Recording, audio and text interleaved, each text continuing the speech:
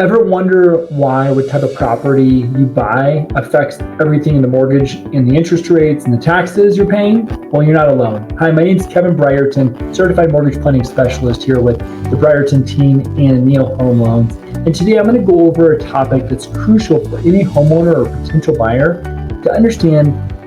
It's how you define the occupancy of your home you're buying. Now, whether you're buying a home for the first time or a dream vacation home or an investment property, the classification of the property can have big implications on your wallet and how the loan is set up. So let's explore 3 different types of properties that are most common in the residential world. You have primary residence, vacation home or a second home, and an investment property. So let's uncover each of these and talk about how it impacts the mortgage interest rates and possibly tax bills. So first up is your primary residence. This is the home where you spend the most time and where you're going to unwind after a long day, make memories of your families. I would say where your toothbrush lives most of the time. Lenders love primary residence loans because these loans are considered lower risk, which means you get the benefit of typically a lower mortgage rate. Plus, there's other benefits as far as tax deductions available for homeowners. Remember, I'm not a CPA. Check your CPA on that. But you can only have one primary residence.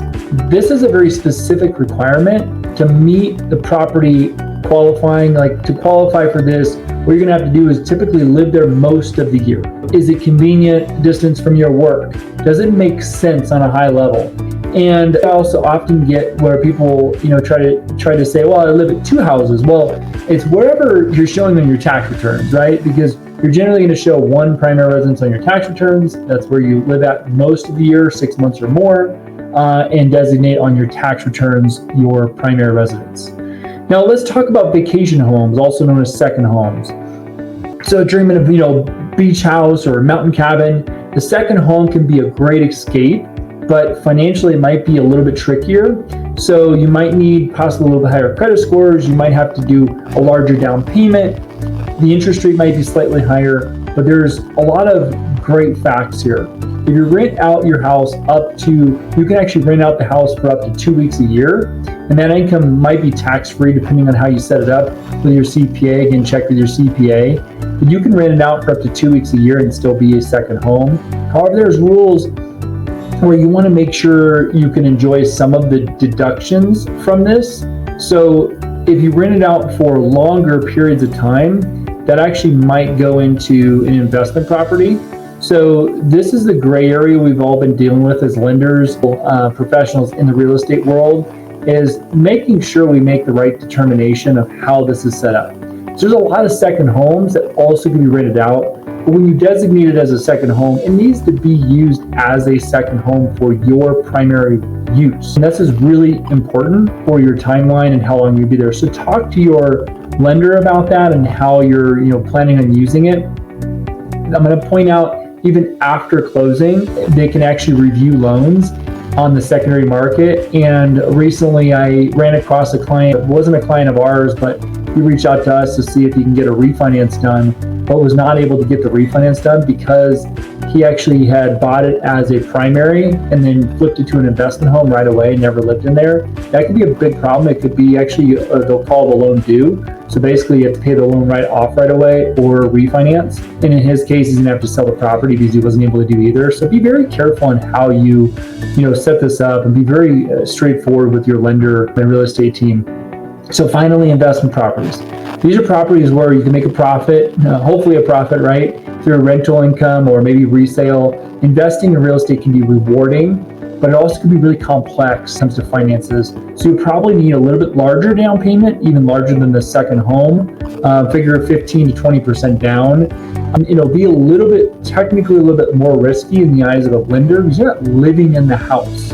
You're renting it out. So if you come into hard times or a renter doesn't pay, somebody might let that house go or let the mortgage payments go at a higher rate than they would for the primary residence. Yet, the income in this property can be very rewarding, and you can also get tax write-offs, and you can, as an investment property, you can write off expenses like maintenance or interest or taxes. So Why does this all matter? You can't only you have to understand the classifications so you can save some money, but you also want to keep yourself out of trouble. So misclassifying the property can lead to mortgage fraud, and this is a really serious offense. So plus, navigating the transition from one property classification to another, like converting a second home to your primary residence or primary residence to second home, can have some tax advantages if done correctly at the right time. So whether you're planning on buying your first home, adding that cozy vacation spot, and keep in mind, even if you don't have your first home, you can still buy an investment home or a second home in most cases. So if you're thinking about this and you're dipping your toes into real estate investing, getting to know the ins and outs of property classification is really important. And remember, every situation is unique. So for a personalized advice and information, be sure to connect with us. We're here to guide you through this, align your decisions with your plans and goals. So don't hesitate to reach out, comment below if you have any questions as well, and we'll jump into the conversation. And these are three essential things you need to know on how to define the occupancy. My name is Kevin Brierton, certified mortgage planning specialist, and your no excuse lender with the Brierton team and Neo Home Loans. And if you found this information helpful, be sure to connect with us, share the information, and we'll catch you on the next one. Thanks for watching.